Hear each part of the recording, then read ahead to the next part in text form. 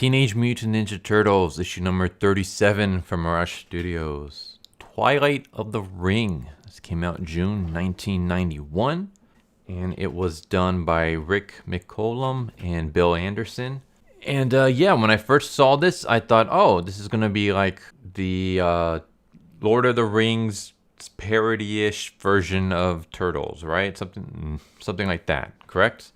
No, not even close. This is basically the Turtles going on a spiritual journey, and I'm kind of tapped out on spiritual journeys because we just had one with the previous issue, which I hated. So it's like I'm kind of done with it, but this one was slightly better than the previous issue. But yeah, so we start off with Donatello, and he's leading his brothers through the woods. And he's basically going to take them to this spot where they're going to go on this spiritual journey. And none of them really believe that the spot means anything except for Donnie. And then we get a flashback. And the flashback is basically all the turtles are chilling out when Donatello shows home. And Donatello is acting weird.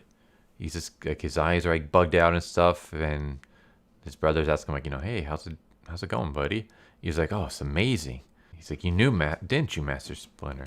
Master Splinter is like, yeah, but, take a rest. We'll speak about it this evening. So later that night, they're at a campfire. April shows up. Casey's out doing his vigilante, punishing criminals kind of stuff. And Donatello basically explains that he had a vision. That Splinter had told him that there's a specific place in the forest. And when he went there, he met the father of all reptiles. He doesn't know if it was like some turtle or a ghost or some kind of spirit. And then the spirit told him that he was special. And of course, all of his brothers start laughing at him. And because of that, Splinter gets pissed off. And he's like, your lack of respect is unbecoming. Like I've so failed you that you can't even feel your heritage, like your roots. Reptiles used to rule the world for countless eons. And your people used to walk the lands and fly in the skies and swim in the oceans and seas. And now they're all gone. Like their blood is your blood. Their spirits should be your spirits. They are your elders with their bones left in the rock, lasting forever in the skin of the world. So basically, respect them and honor their spirits just as you respect and honor me. Yeah, he's like, don't you remember the time when you and your friend Rennet traveled back into the past and you got stuck there for a while? And then, didn't you feel at one with the world and with unity and all that stuff? This was the issue where, oh my God, what the hell was his name again? Romero, right? I believe it was Romero. It was like a combination of Savini and, because I remember it's a combination of George Romero and Tom Savini. It's the one where with the demon dude with the scepter, and they went back in time and they fought on the Bones ring and stuff like that, and then they got stuck in the past for a while, until eventually they caught a fish that had the scepter inside, and they were able to go back to their present day. So he's like, don't you remember that time? Don't you remember how you felt at one with the dinosaurs and stuff like that? And the turtles are like, yeah, we felt warm, we felt free, we were happy. And that's when Raphael just gets super pissed off because we were happy there. Splinter's that happiness. Everything is a ring. The ring turns, the world grew cold, small furry creatures came out of the shadows, the dinosaurs died, the age of mammals began. And that's when Raphael gets super pissed off. He's like, pollution, overpopulation, the evil we always fight, the age of mammals, what a disaster. And of course, everyone's upset with him because it's your best friend is Casey Jones, a mammal. I'm a mammal. April's a mammal. Not all mammals are evil. And Raphael apologizes. And that's when Splinter's everything is a ring. Everything is a cosmic ring. Everything that rises will eventually fall, including mammals. It's the way of the world. I believe all of you should go on this journey as well. He basically tells the boys to go follow Donnie. Donnie's going to tell them where to go to a specific location. And they arrive at the location, but nothing's happening. There's no visions. There's no nothing. They're not feeling at one with nature or any of that stuff. And so they all go to sleep because it's nightfall. And Michelangelo is the first one on watch. And he kind of wanders around a little bit. And then something runs across his foot. And he's like, oh, it's just a lizard. I guess it's one of my people, huh? And then all of a sudden we see a shadow of this giant furry claw. And then the turtles wake up the next morning, and Michelangelo is gone. And they're trying to find him, and they can't find him. And then they find one of his nunchucks with like blood around it. They're like, we have to follow the trail. And that's when Donatello was like, no, stop. Like, Michelangelo, either he's alive or he's dead, but the quest is more important. And Raphael's like, what the hell are you talking about? Like, what's wrong with you? And I was like, yeah, I gotta agree. Like, this is your brother, dude. Your brother's more important than some stupid quest. At least, in my opinion. I don't know about you guys. I'm one of those people, like, I put my family above everything else. Like, if it comes to, like, if it comes to, like, I mean, this is just like a spiritual journey, but whatever. But if it comes to, like, oh, you can either save your brother, your sister, or you can save these 10 innocent children. I'm like, I'm sorry, kids, but I'm saving my sibling. Like, so for me, like, I gotta side with Raphael here. But Donatello's like, it doesn't matter, like, he's either alive or he's dead. Whatever. The quest is important. Like, I had a dream last night, and if we give up the quest, everything is lost. We gotta just focus on the quest. And of course, Raphael is pissed off. He's like, all right, fine, whatever. And so, they continue looking for Michelangelo, but they also continue following Donatello as they're doing this. So basically, they're following Donatello, but they're looking for Michelangelo along the way. And Leo's constantly having to remind Raphael, like, keep the faith. Just like Donatello says, just keep the faith. So he's like, all right, fine, whatever. So then it's evening, and they wander into this area where it's just nothing but fog. And they basically come up with this signal for them to be able to communicate, because they can't use fire to signal each other because of all the fog and stuff like that. So they make basically like tweet and woo noises. And then eventually they realize that Raphael is not communicating back, and they see his sign. Now he's gone. So now it's just Leonardo and Donatello. And Leo's like, what the hell are we doing? Like, what are we fighting? What the hell is going on, Donatello? And Donatello's just acting really cryptic. He's just like, I see things in my dream. We're on the internal ring. What will be, will be. And of course, Leo's like angry. He's like, what the hell's wrong with you? Like, what's wrong with your voice? Don't you give a crap about our brothers? Like, what the hell is happening with you right now? But Donatello's just like, we gotta stick to the quest. The quest is all that matters. The ring has been broken, and only we can fix it. He told me so. And Leo's like, who told you? And Donatello says, the father of us all. And then, of course, Leo gets pissed off. But Don basically begs him, remember what I said? And Leo's like, fine, whatever. So then they continue on their journey. And on their journey, Leonardo's just, he believes that they're now on this grueling death march. He's just sweating and hacking through it, like all the undergrowth and everything in their way. Donatello seems to be following some unknown pole, and he keeps mumbling to somebody only he can hear. So basically, he's under the assumption that Donnie is losing his freaking mind. And Donnie believes that Leo's the problem. Leo's like the one who's like, he's falling too much on his emotions, and he's not keeping the faith. And then that's when we cut to where Michelangelo and Raphael are at, and they're injured, but they're okay. They're alive. And they decide, they have like what little weapons they have left, and they're like, let's go hunt this thing down. Like, whatever the hell it was that attacked us, let's kill it. And then, we cut back to Leo and Donatello. And that's when all of a sudden they get attacked by this monstrous creature. And we can't see it because it's in like silhouette. But it attacks them. Leo was able to slice off one of its arms before it disappeared. And now Donatello's like, whatever it was that attacked us, like it's desperate. And of course, Leo's still confused. He's like, what the hell is Donatello talking about? This dude's like on drugs or something. Nothing he's saying is making any sense.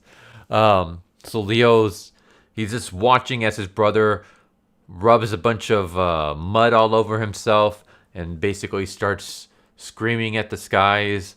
Like, The great turtle spirit speaks to me. There is no fog tonight. That's a good omen. The adversary is hurt, but he schemes. I will wrap my blanket around me. I will be the shaman to oppose him. And Leo's just like, my brother's losing his effing mind. But yeah, as he falls asleep, Donatello falls asleep too, and they share the same dream. And the dream is that they see their blood. They see the reptiles growing from the lizard creatures into the dinosaurs. And they see what the reptiles could have been if the ring hadn't been broken. So they see the reptiles are walking upright and using weapons. Like instead of Neanderthal evolving from humans, from primates, it would basically be like the reptile version of that. And then eventually they become reptile people, and they're smart. And instead of humans ruling the world, it would be reptile people, reptilians. And but then like they as they're having this dream, they fear the contempt that for their brethren, for their fellow lizards. They feel the contempt for the birds that evade the skies, and the mammals, the furry ones that are on the ground, and that are spreading and swarming. And then we see like rats eating a turtle, and basically how like the mammals screwed us over. The mammals, the ring was broken, and the mammals slaughtered the lizards, and now the lizards are what they are now instead of the true beings that they could have been. So they wake up, and they realize they had the same dream. And Leo's like, I felt grief, anguish, whatever it was, they must be let loose, but how? And Donnie is happy. He looks really freaking creepy here, and he's like, you're starting to learn. And then that's when they get attacked by the beast again. And this time, the beast injures Donatello, and Donatello's leg is busted up, and the creature runs away. And Leo's like, come back. Like, you took Mike and Raph, but not me. Come back and fight. And Donnie's like, you gotta go. Like, the father of all turtle needs help. If you won't, all of our sacrifices will be in vain. And Leo's like, I'm not gonna abandon you too, buddy. And Donnie's like, no, like, you're the one that can stop it. Like, I was wrong. Like, I'm not the shaman. You are. You're the one who can do this. Like, can't you hear it? Go. Like, I have faith in you. So Leo goes to confront whatever. Like, to basically solve this broken ring situation. And as he's walking, he hears a voice. He hears a voice saying, like, you have become one with sorrow. You're sad. I'm glad. Now we can speak. And basically, this voice tells Leo, like when your brother Donatello came, like he gave me joy, and I thought that would release me from my grief. But joy isn't eternal. Melancholy does. Melancholy lasts forever, and now I can use your melancholy, your anguish to feel me. And then that's when Donnie kind of falls asleep again, and he dreams of extinction and death. And, there's this nice little phrase, once we were, now we are not. You and yours are what we could have been. And they're like, the hairy one comes. All the scaly brethren are my children, but the hairy one killed them. They ate my eggs. And that's when he wakes up and he sees this giant, like, rat creature with the missing arm. And Leo charges at it and slices at it. And we get a fight where Leo is just slicing the crap out of this creature. And eventually he kills it. As he's like killing this creature, he sees like the ghost spear. And the ghost spear is like, be my vessel. Let the claws and fangs and let the scales and fangs and claws of generations give you strength. And it does. And they kill the beast. And that's when Donnie meets up with the rest of his brothers. And one of them sees like a shape in the clouds that looks like a giant turtle. That's when Donatello knows, oh, that's a good sign. It's over. We finished. The ring has been fixed. And that's when we see Leo standing over the carcass of the creature. And he basically says, we freed him. The wheel is moving again. The ring is whole. That's how it ends. So yeah. This was a trippy issue. It was better than the previous issue. It was better than the yeah, the artsy as I call it issue.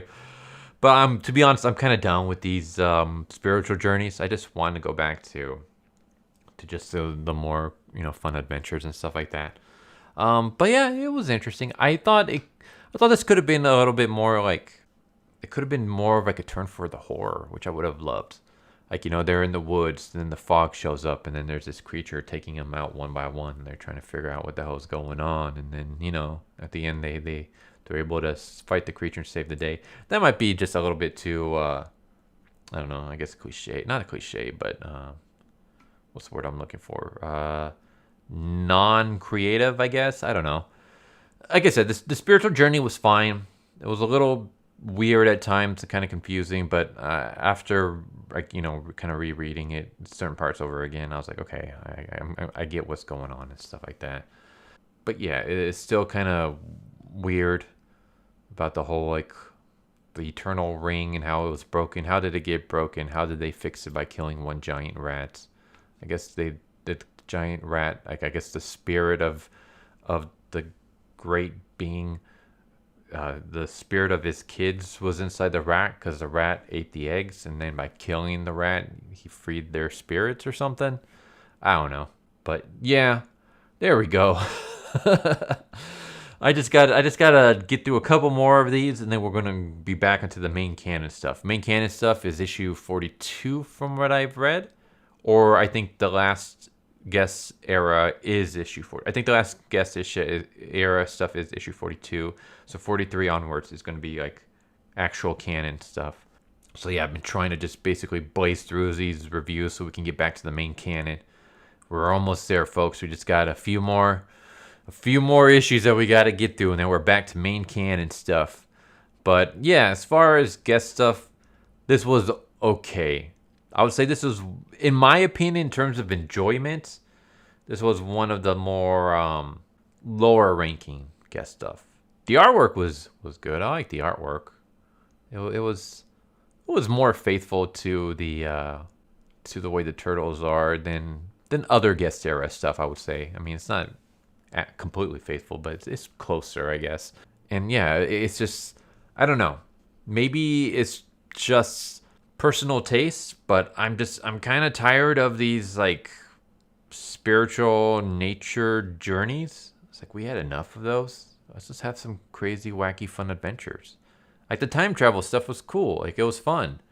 You know, turtles jumping through time, killing a bunch of people. That was awesome. Or the one afterwards where, you know, turtles drive a dude to suicide. That was fun.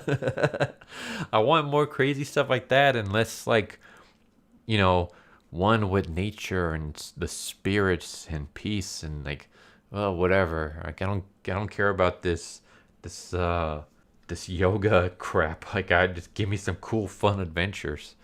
But yeah, not to say that this issue was crap, because it wasn't. It was okay. It was whatever. It's just more of the, in my opinion, of all the other guest stuff I've read, this is like one of the lower ranking ones. There are other ones that I found a lot better. But yeah, there you go. Issue number 37 of Teenage Mutant Ninja Turtles. We're almost to the end of the guest era. But yeah, I hope you guys enjoy the video. I'd like to hear your thoughts. What do you guys think?